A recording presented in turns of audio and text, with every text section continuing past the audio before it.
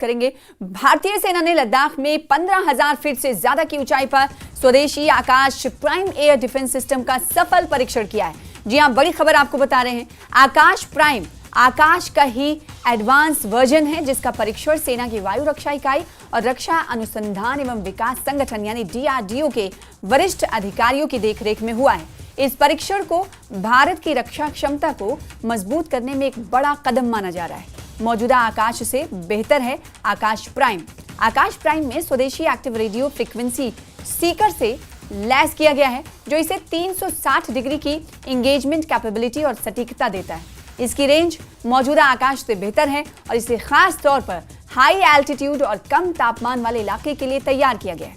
Prime 30 kilometre के दायरे में यानी 30 किलोमीटर के दायरे में आने वाले हर एरियल अटैक को आसानी से एंगेज कर सकेगा।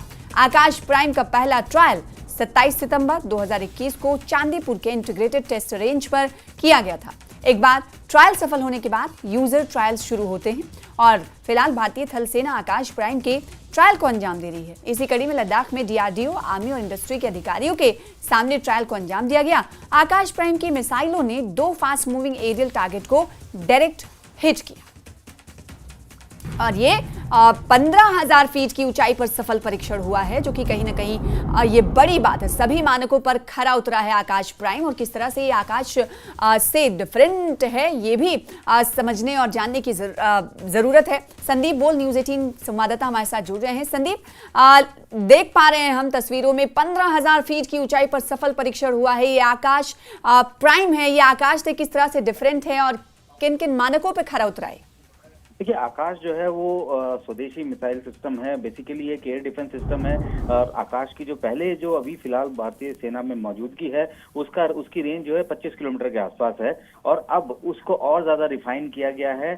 खास तौर पे इसमें स्वदेशी सीकर्स लगाए गए हैं, जिसकी वजह से इसकी मारक क्षमता और ज्यादा सटीक हो गई है। जो ट्रायल है वो पहले कंडक्ट किए जा चुके थे, लेकिन यूजर ट्रायल यानी कि जब आर्मी इसको इंडक्ट करेगी तब जब जिस तरीके की जो जरूरतें हैं या आर्मी को भी ट्रायल करना होता है, वही ट्रायल इस वक्त चल रहा है और ये ट्रायल सफल रहा। 16 तारीख को यानी कि कल इस ट्रायल को अंजाम दिया गया और जितने भी मानक तय किए गए थे, क्योंकि ये स्वदेशी है और इसमें जितने भी उपकरण हैं वो भी सारे स्वदेशी हैं और जो पहला जो आकाश हम लोग यूज कर रहे हैं उससे और ज्यादा रिफाइन है, तो उसको जो है अभी परखा गया है और जल्द ही, चूंकि ये सब कुछ सक्सेसफुल रहा है, तो माना जा रहा है कि जल्द ही भारतीय सेना में इसको शामिल करना भी शुरू कर दिया जाएगा। जी, इसके अलावा कौन कौन से और ट्रायल हो सकते हैं और कितना दिन लगता है, दिन लगेगा, फिर उसके बाद भारतीय सेना के बेड़े में इसे शामिल कर दिया जाएगा? संदीप, देखिए, अभी चूंकि पहले से ही भारतीय सेना इसका इस्तेमाल कर रही है, 25 किलोमीटर की रेंज का ये जो आकाश है उसको और ज्यादा रिफाइन किया गया है। चूंकि DRDO इसको बना रही है, DRDO ने इसकी तकनीक को विकसित किया है और अब जितने भी ऐसे जो मॉडिफिकेशन है वही वो लोग कर रहे हैं। तो जब अपने एंड पर उन्होंने वो सारे ट्रायल कर लिए हैं, यानी कि हाई ऑल्टीट्यूड एरिया में भी इसका ट्रायल होता है, साथ ही इसका जो प्लेन एरियाज है उसमें भी ट्रायल होता है, इसके अलावा जो कोस्टल एरिया है वहां पे भी इनके ट्रायल्स होते हैं। तो ये अलग अलग तरीके के ट्रायल्स कंडक्ट किए जाते हैं। हाई ऑल्टीट्यूड एरिया में ट्रायल्स का सबसे इंपॉर्टेंट ये हो जाता है क्योंकि वहाँ का जो वातावरण होता है वो बाकी सब इलाके से अलग है। मौसम वहाँ तुरंत बदलता है और मौसम के चलते, हवा के प्रेशर, हवा की रफ्तार के चलते जो सटीकता है वो जो है कहीं ना कहीं मिस जरूर होती है। लेकिन यहाँ पे इस तरीके की तकनीक को जो है इसमें शामिल किया गया, खासतौर पर स्वदेशी तकनीक को शामिल किया गया है, जिसने उस हाई ऑल्टीट्यूड एरिया में भी सटीक मार किया 2 हाई मूविंग टारगेट। क्योंकि इसका काम है दुश्मन के अटैक, यानी कि कोई एयरक्राफ्ट है या फिर कोई मिसाइल है, उनको एंगेज करने के लिए इसको तैयार किया गया था। तो ऐसे में 2 हाई स्पीड जो टारगेट है उनके ऊपर इसका इस्तेमाल किया गया और सटीक उसने पिन पॉइंट एक्यूरेसी से उन जो टारगेट्स हैं उनको अचीव किया। तो कह सकते हैं कि स्वदेशी इस इक्विपमेंट ने ऑपरेशन सिंदूर के दौरान भी बेहतर काम किया और अब जब उसका अपग्रेडेड वर्जन यानी कि आकाश प्राइम जो है वो सफल हुआ है, तो जाहिर सी बात है कि इसका मैसेज जो है जो हमारे पड़ोसी मुल्क हैं उन तक भी जरूर गया होगा। जी, एक और बात समझना चाहेंगे संदीप कि एयर डिफेंस सिस्टम को मजबूती कहीं ना कहीं ये देगा कि अगर टारगेट अचीव करना है तो क्या उसमें भी ये कारगर साबित होगा? देखिए, एयर डिफेंस सिस्टम का मतलब ये है कि जो एरियल जो अटैक्स हैं उनके अगेंस्ट इसको इस्तेमाल में लाया जाता है। जाहिर सी बात है कि हम लोगों ने देखा कि कैसे ऑपरेशन सिंदूर में कितने मिसाइल्स या ड्रोन्स या फिर लॉयटरिंग एम्यूनिशन फायर किए जा रहे थे। तो ऐसे में ये जो मिसाइल जो सिस्टम है, surface to air missile system है, ये उनको अटैक करेगा, ये उनको रोकेगा। अगर हम ये कहें कि किसी दूसरी जगह जाके पिन पॉइंट एक्यूरेसी से कहीं जमीन पे मारेंगे तो वो इस सिस्टम के साथ नहीं है। इसका ये मिसाइल है सरफेस टू एयर मिसाइल। तो अगर कोई फाइटर एयरक्राफ्ट या हेलीकॉप्टर या ड्रोन भारतीय सीमा के अंदर घुसता है तो उसको आसानी से पकड़ सकते हैं। खास बात है कि इसका जो रडार सिस्टम है वो भी बेहतरीन है। तकरीबन 150 किलोमीटर के आसपास जो है वो ट्रैक कर सकता है और पिन पॉइंट एक्यूरेसी से हिट कर सकता है। बिल्कुल, बहुत शुक्रिया संदीप हमारे साथ जुड़ने के लिए और इस मौजू पर बातचीत करने के लिए रिटायर्ड कमांडर जीजे सिंह साहब भी हमारे साथ मौजूद है, डिफेंस एक्सपर्ट है। आपका स्वागत और वक्त देने के लिए शुक्रिया सर। आपसे मैं ये जानना चाहूंगी कि भारतीय सेना ने जो लद्दाख में 15,000 फीट से ज्यादा की ऊंचाई पर स्वदेशी आकाश प्राइम एयर डिफेंस सिस्टम का सफल जो परीक्षण किया है, इसे आप कैसे देखते हैं और ये भारतीय सेना को किस हद तक मजबूती देने वाला है, और साथ ही साथ मानकों के हवाले से और इस सफल परीक्षण के हवाले से बताइएगा कि आप क्या देख पा रहे हैं और ये भारतीय सेना को किस हद तक मजबूती देने वाला है। देखिए, हमारी भारतीय सेना को जिसकी जरूरत थी, देखिए हमारे पास प्लेन्स के अंदर, जैसे हमारे राजस्थान का बॉर्डर है, जहाँ पंजाब का बॉर्डर है, जहाँ गुजरात का बॉर्डर है, राजस्थान का है, ये जो बॉर्डर्स हैं ये प्लेन लेवल पे हैं। यहाँ पे हम जैसे ब्रह्मोस हुआ, जहाँ दूसरे हथियारों को यूज कर सकते हैं, मगर हमारा जो ज्यादातर इलाका है हिमालयाज में, जो चाइना के साथ लगता है, पाकिस्तान में भी काफी वो इलाका लगता है, वहां पे हाइट ज्यादा हो जाती है, मेन सी लेवल से बहुत ऊंचाई पे चले जाते हैं जी। वहां पे ये जो एडवांस्ड वर्जन है जिसको हम आकाश प्राइम कह रहे हैं जी, और एक नया वर्जन हमारे DRDO ने निकाला है, ये इस रिक्वायरमेंट को देखते हुए निकाला है कि हमारे पास एयर डिफेंस सिस्टम जो हाइट पे हो, जैसे कि अगर आप लेह लद्दाख में जाते हो तो वहां पे हाइट कम से कम 10-11,000 12,000 फुट ऊंचाई वैसे हो जाती है उसकी जी, बिल्कुल। तो वहां से अटैक करना, अगर कोई चाइना का हवाई जहाज आता है, कोई फाइटर आता है,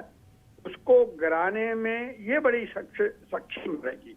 और इसकी जो एक्टिव रेडियो फ्रीक्वेंसी है वो ये कैपेबिलिटी रखती है कि 360 डिग्री चारों तरफ जी, कहीं से भी कोई हमलावर अपना हवाई जहाज या ड्रोन भेजे, क्योंकि आजकल के जमाने के अंदर जो लड़ाई के डायनेमिक्स जिसे हम कहते हैं, तौर तरीके जिसे कह सकते हैं हम, वो बदल चुके हैं। आजकल drone, missile system, aerial vehicles, BER जिसको कहते हैं बियॉन्ड विजुअल रेंज प्लेटफॉर्म्स, के आप दुश्मन की बाउंड्री के अंदर, बॉर्डर के अंदर जाओ ही मत, उससे पहले 60-70-100 किलोमीटर पहले ही हवाई जहाज से अपना मिसाइल को छोड़ दो, वो लगती है जाके बिल्कुल ठिकाने पे।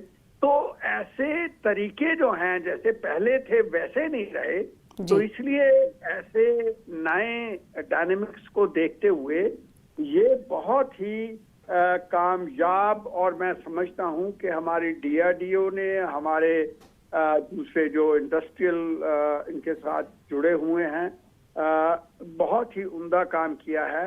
हमारे पास तो वैसे दूसरी मिसाइल भी हैं, जैसे पृथ्वी हुई, या ब्रह्मोस हुई, या जिसे कहते हैं अग्नि हुई, अग्नि 5 जो इलेक्ट्रॉनिक भी हैं, मगर जरूरत को देखते हुए जी, जो मैं समझ रहा हूँ ये एक बहुत ही उम्दा काम किया हमारी टेक्नोक्रेट्स ने, साइंसदानों ने, और जो भी साइंटिस्ट जो है वो DRDO में काम कर रहे हैं जी।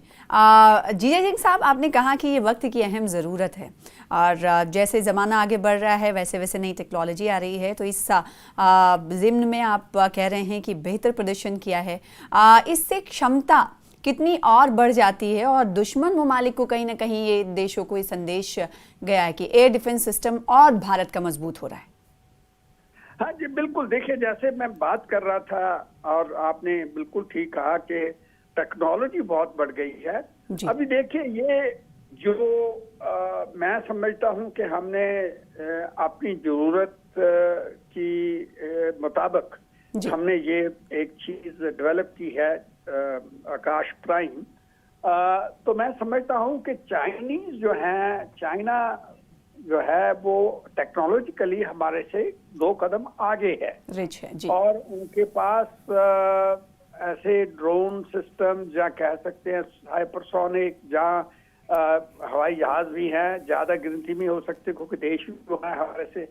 और ऐसे देखते हुए ये जो हमने मैन्युफैक्चर की है, जो बनाई है DRDO ने, ये उसी को देखते हुए कि हम अपने एरिया के अंदर हमारे देश की जो बॉर्डर्स हैं उसको मजबूती देने के लिए, आर्मी की ताकत को और बढ़ाने के लिए, उसकी क्षमता को आगे करने के लिए ही ये स्टेप लिया गया है। बिल्कुल। एक चीज और समझना चाहेंगे जी साहब, क्योंकि आप को इस हवाले से ज्यादा जानकारी है।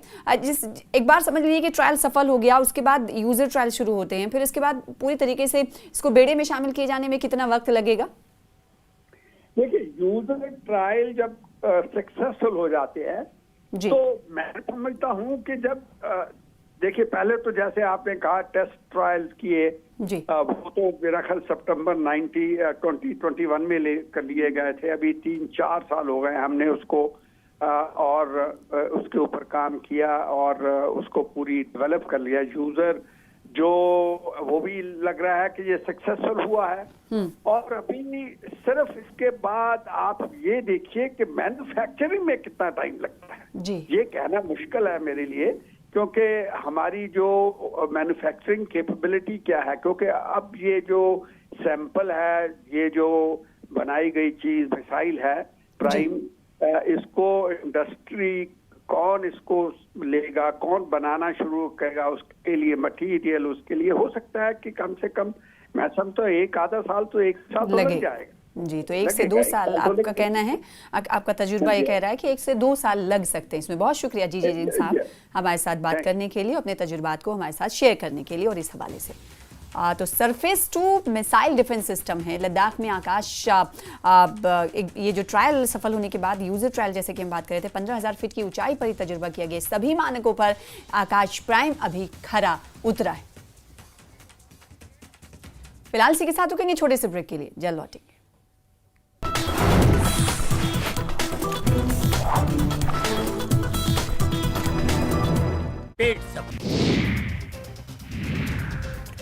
जम्मू कश्मीर और हिमाचल में भारी बारिश का दौर। जम्मू कश्मीर में कई जगह बारिश से भूस्खलन, हिमाचल में कई जगहों पर भारी बारिश, अगले 24 घंटे भारी बारिश का अनुमान।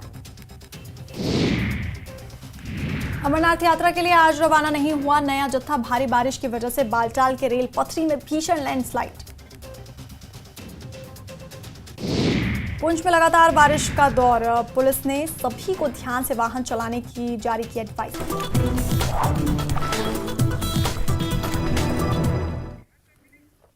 और ब्रेक के बाद एक बार फिर से आपका स्वागत करते हैं। इस वक्त बड़ी खबर आ रही, कल लद्दाख के LG पद की शपथ लेंगे कविंद्र गुप्ता। कल सुबह 10:30 बजे होगा शपथ ग्रहण समारोह और इस समारोह में बीजेपी के कई बड़े नेता शामिल होने वाले हैं। राजभवन में होगा शपथ ग्रहण समारोह। आपको इस वक्त की बड़ी खबर दे रहे हैं, जम्मू कश्मीर बीजेपी के कई नेता मौजूद रहेंगे। इस वक्त की बड़ी खबर आपको बताएं कि अब से कुछ ही 2 दिन पहले ही मुकर्रर किए गए हैं LG के तौर पर कविंद्र गुप्ता। और अब आपको बताएं कि इस हवाले से समारोह का इनेकाद किया जाना, आयोजन होगा कल सुबह 10:30 बजे शपथ ग्रहण समारोह होगा। बीजेपी के कई बड़े नेता इस समारोह में शामिल होंगे। और आपको बताएं कि ये राजभवन में शपथ ग्रहण समारोह लद्दाख में आयोजित होगा, जिसमें जम्मू कश्मीर बीजेपी के कई नेता मौजूद रहने वाले हैं। और देखना ये होगा कि राष्ट्रीय स्तर के बीजेपी के नेता कौन कौन से पहुंचते हैं लद्दाख इस समारोह में शामिल होने के लिए। वैसे इस वक्त आपको बताएं कि मुबारकबाद देने का सिलसिला जारी है। ये जो तस्वीर आप देख पा रहे हैं जम्मू बीजेपी हेडक्वार्टर की तस्वीर है, जहां पर तमाम भारतीय जनता पार्टी के नेता, सांसद मौजूद रहे, विधायक मौजूद रहे, LOP मौजूद रहे और साथ ही साथ बीजेपी जम्मू कश्मीर के प्रदेश अध्यक्ष सत शर्मा मौजूद रहे। आप देख पा रहे हैं इसके अलावा कई और ऑर्गेनाइजेशन के नेता दिखाई दे रहे हैं। उन्हें स्वागत किया गया, भव्य स्वागत किया गया। लद्दाख के एलजी के तौर पर उन्हें मुकर्रर किए जाने पर ये कार्यक्रम का आयोजन किया गया। और कल आपको बताएं कि कल लद्दाख के एलजी पद की शपथ लेंगे कविंदर गुप्ता, और ये जो शपथ ग्रहण समारोह होगा कल सुबह 10:30 बजे होना है। राजभवन में शपथ ग्रहण समारोह होगा जिसमें बीजेपी के कई बड़े नेता शामिल होंगे।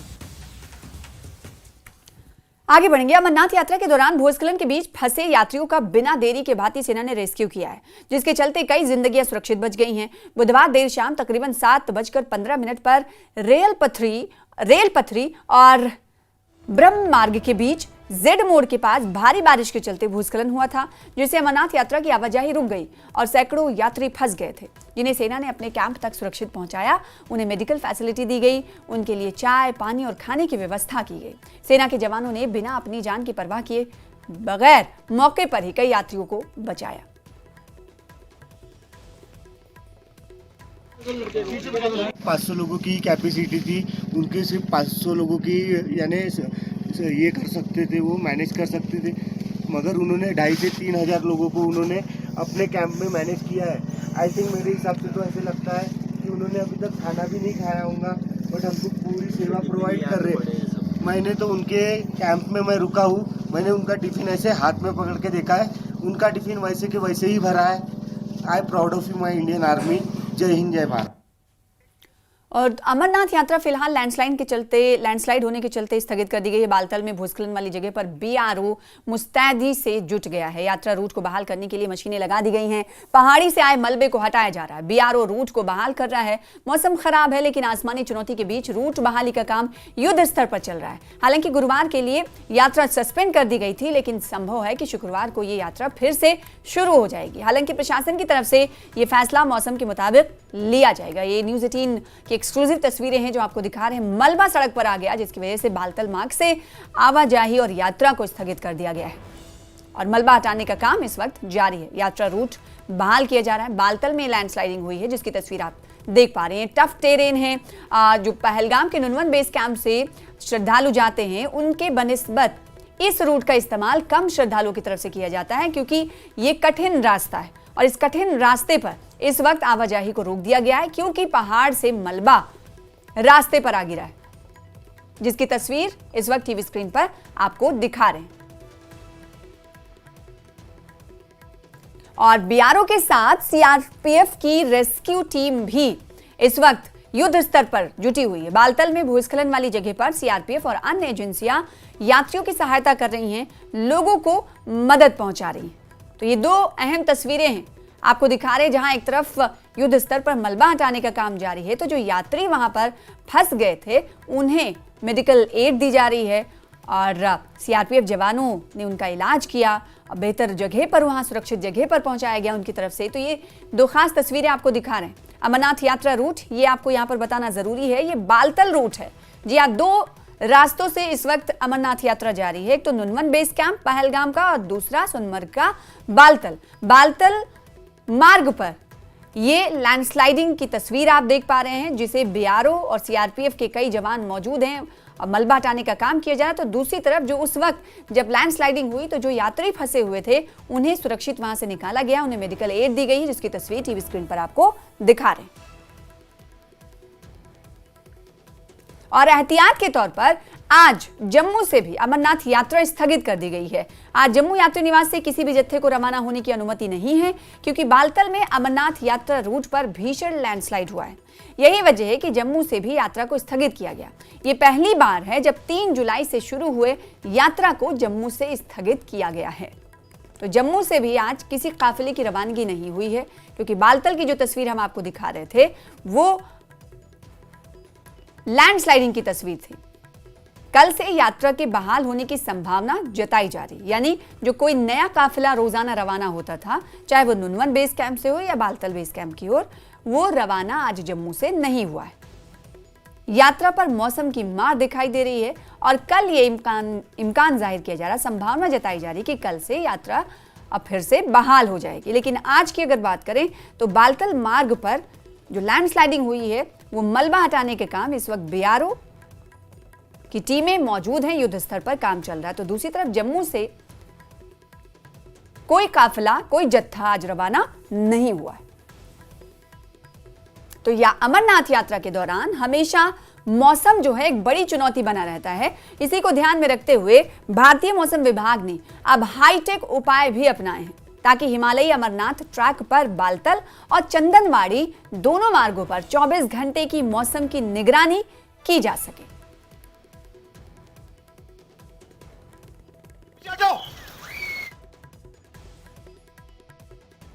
खराब मौसम की वजह से आज अमरनाथ यात्रा रोक दी गई है। पहलगाम और बालतल के रास्ते से जो यात्रा है उसको रोका गया है। और अगर हम जम्मू की बात करें तो जम्मू के यात्री निवास से भी जो आज जत्था जाना था पहलगाम और बालतल के रास्ते में वो नहीं गया है। आज सुबह तकरीबन 6000 के करीब यात्री जिनको आज जाना था वो नहीं जा पाए हैं मौसम की खराबी की वजह से। और इसीलिए जो यात्री निवास में यहाँ पे जो अब यात्री जो आ रहे हैं, देखिए ये जो यात्री आ रहे हैं जो कल और परसों के बैच में जिनको जाना था उनको कहा जा रहा है कि क्योंकि आज कोई यात्री नहीं गए हैं तो जो यात्री आज जाने थे वो अब यात्री निवास में ही हैं। तो यहाँ जगह की कमी है, इसलिए इन यात्रियों को कहा जा रहा है कि वो किसी और जगह पे जो सेंटर्स, जो लॉजिस्टिक सेंटर्स बनाए गए हैं। छत्तीसगढ़ जांजगीर जिला से आपको क्या कहा गया है? बाबा अमरनाथ जी का हमारे दर्शन का आज 17 तारीख का रूट था, लेकिन बताया जा रहा है कि बालताल रास्ते पे जो है भूस्खलन हो गया, भयानक मलबा जम चुका है, जिसकी वजह से आज की यात्रा को यह विश्राम कीजिए और जैसा आपको बाकी अपडेट हम लोग देते रहेंगे। तो आपको क्या लगता है कि सिक्योरिटी सेफ्टी इंपॉर्टेंट है इसलिए? हाँ, सिक्योरिटी सेफ्टी इंपॉर्टेंट है। गवर्नमेंट जो है बहुत बढ़िया व्यवस्था करके रखी है, हम गवर्नमेंट के साथ चल रहे हैं, हमको कोई आपत्ति नहीं है। आपको कोई क्या, कहाँ से आप आए? अयोध्या से। पहली बार जा रहे हो यात्री? पहली बार जाते हैं। मौसम खराब है, वहाँ पे लैंडस्लाइड हो रहा है, तो इसलिए आपको जो निर्देश दिया जा रहा है आपको लगता है कि ये सही है? हाँ सही है, भाई रास्ता बंद है तो क्या कर सकते हैं हम लोग। मौसम खराब है। हाँ मौसम खराब है तो रास्ता निर्देश सही दिया जा रहा है। क्या बोला गया आपको? यही बोला गया है कि जब तक रास्ता नहीं खुलता है तब तक आप लोगों को आगे जाना अवरुद्ध है। और यहाँ जो भंडारे में व्यवस्था चल रही है, व्यवस्था अच्छी चल रही है। हम 2 घंटे से हैं यहाँ, व्यवस्था अच्छी चल रही है, तो इसलिए जो निर्देश दिया जा रहा है वो ज़्यादा सही है। आप उससे सहमत है? आपको कोई आपत्ति नहीं? कोई आपत्ति नहीं। आपका नाम? ओम बाबू गंगवा। पहली बार जा रहे हैं? आपको कब जाना था? आज जाना था? कल की तारीख थी सर। तो कैसा लग रहा है अभी आपको? कोई मायूसी तो नहीं है? नहीं, जब प्राकृतिक जब है, कह सकते हैं कि कोई भी रोक टोक जो भी है वो प्राकृतिक है। कुछ गवर्नमेंट के भी नियम होते हैं यात्रा के प्रति, जिससे कि यात्रियों को कोई परेशानी ना हो, वो भी बात सही है, उनका अपना रूल्स है। जिस तरह से मैंने कहा कि जो एडमिनिस्ट्रेशन है उसने ये सही फैसला किया है, क्योंकि मौसम खराब है, लैंडस्लाइड हुई है बालतल के एरिया में और आगे भी प्रेडिक्शन बहुत ज़्यादा बारिशों का है, तो इसलिए कोई भी जोखिम आज नहीं लिया गया हो। अगर मौसम ठीक रहा तो कल एक और जत्था यहाँ यात्री निवास जम्मू से निकलेगा और फिर जो यात्री यहाँ पे हैं उनको अंदर जाने की इजाज़त दी जाएगी। कैमरामैन जान के साथ में समीर भट्ट, न्यूज़ 18 यात्री निवास जम्मू। गुज़श्ता कई रोज़ से जम्मू कश्मीर में हल्के से औसत दर्जे की बारिशों का सिलसिला जारी है, जिसकी वजह से लोगों को ज़रूर जो गर्मी की शिद्दत थी उससे काफ़ी राहत नसीब हुई है। लेकिन दूसरी जानिब चैलेंजेस भी पैदा हो गए हैं, क्योंकि श्री अमरनाथ जी यात्रा भी ज़ोरों शोर से जारी है, जहां पर वेदर एक बड़ा चैलेंज रहता है। इस सब पर बात करने के लिए हमारे साथ मौजूद है मोहम्मद हुसैन मीर साहब, जो कि माहिर मौसमियात है। सर खैर मकदम है आपका। और यात्री जो है लगातार आ रहे हैं, तो ऐसे में वेदर एक बड़ा चैलेंज रहता है, जो कि हिमालयी ट्रैक है मुक़द्दस गुफा तक। तो ऐसे में वहाँ उस ट्रैक की प्रोडिक्शन क्या रही? हाँ बिल्कुल सर, हमने असल में अपना टीम वर्क जो है ना वो 3 टीमें अदर दैन दिस हेडक्वार्टर बनाई है। एक हमारा स्पेशल बेस कैंप आप क्या कहते हैं इसको, पहलगाम, दूसरा बालतल, और तीसरा इंटीग्रेटेड कमांड कंट्रोल सेंटर जो है इधर HMT में पूरा जो देख रेख कर रहा है अमरनाथ यात्रा का, वहाँ पर हमने अपनी एक टीम बिठाई है। तो गाइडेंस हम वहाँ से भी लेते हैं प्रिवेलिंग वेदर, और यहाँ से भी हम उनको अपना फीडबैक देकर हर 3 घंटे के बाद हम एक स्पेशल वेदर एडवाइजरी नॉवकास्ट के तौर पर इशू करते हैं, जो हर 3 घंटे के बाद लगातार इस मौसम पे कि किस ट्रैक पे बोथ एक्सिस पे, पहलगाम एक्सिस और बालतल एक्सिस में कहाँ पे कौन सा क्लाउड पैच बढ़ रहा है या डिस्पेट हो रहा है, कैसे कंडीशन हो रही है, वो हम उन तक पहुंचा रहे हैं हर 3 घंटे के बाद। उसके अलावा भी 2 वेदर एडवाइजरीज 12 आवर्स के लिए हम देते हैं, सुबह के 3 बजे और शाम के 3 बजे। सुबह के 3 बजे इसलिए देते हैं कि जब हम 3 बजे उनको सुबह वो वेदर एडवाइजरी देंगे, तब वो यात्रा को रिलीज़ करेंगे अपर हाँ जाने के लिए। अदरवाइज़ अगर कुछ गड़बड़ हो तो वो रोक लेते हैं फॉर द टाइम बिंग। लेकिन 3 आवरली जो राउंड द क्लॉक एक और एडवाइजरी जाती है, वो करंट वेदर उनको बोलती है कि आप रोक सकते हो तो रोको, अगर आपको स्लिपरी ट्रैक है तो रोकना ज़रूरी पड़ता है। अगर या हेवी बारिश का हमें लग रहा है कि हेवी बारिश होगी तब भी वो रोकते हैं या नहीं रोकते। लेकिन वो डिसीजन वहाँ ऑन स्पॉट पुलिस और जो कैंप डायरेक्टर्स और श्राइन बोर्ड होते हैं वो लेते हैं। तो ओवरऑल वेदर प्रेडिक्शन के बेस पे ही स्मूथ यात्रा का हमने इंतज़ाम किया है हर 3 घंटे के बाद। तो ये थे वेदर एक्सपर्ट मोहम्मद हुसैन मीर साहब, तो जिन्होंने हमसे बात की जो आइंदा मौसम की पेशन गोई है और अमरनाथ यात्रा के हवाले से किस तरह का वेदर सिस्टम है, फोरकास्टिंग सिस्टम है, उस पर भी इन्होंने रोशनी डाली। आफाक शाह के साथ न्यूज़ 18 के लिए श्रीनगर से मुदस्सर कादरी। और फिलहाल इसी के साथ इस बुलेटिन